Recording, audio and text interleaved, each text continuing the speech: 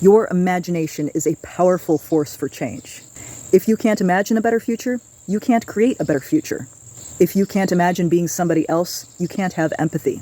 If you can't imagine doing something scary, you will always be scared. Imagination is not the same as wishful thinking. If you wish you had an ability, you've already given up on the idea of cultivating that ability.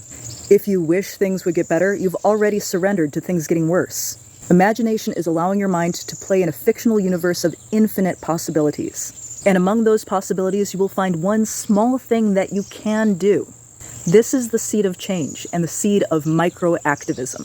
The question how? How could this happen? How could I make this happen? The question how is fertile soil.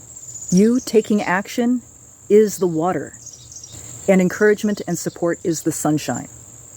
Having the imagination to see how your small actions, your micro-activism impacts the greater world is what makes this so effective. I'm not saying that having that imagination is easy. Society practically beats it out of us. It is tough to imagine a world or a future in which we have personal power and influence to create change. You will have bad ideas. You will have impossible ideas. But that is part of the process. That is where you find those seeds. Those seeds that can actually be nurtured into actual action. You can do this all on your own to a point. You can have the idea. You can act on the idea. You can get it started as an army of one. But don't buy into the idea that you have to be hyper-individualistic and push through all on your own.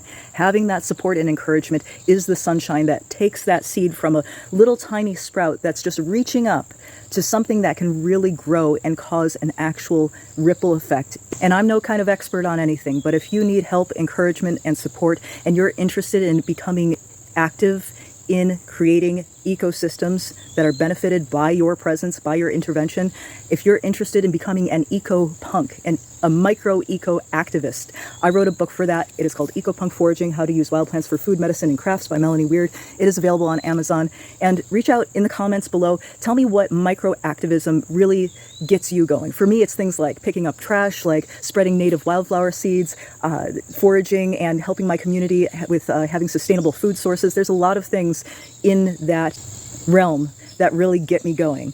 So tell me in the comments, what gets you going? What gets your imagination running hot? What would you love to see? I can imagine a world where there are tons of eco-punks, tons of micro-activists, all improving their little ecosystems all around the world, creating food forests, creating habitat for pollinators and wildlife, creating food abundance for people so that we have our own food security. That's what really gets me going. Let me know, what is your favorite form of micro-activism?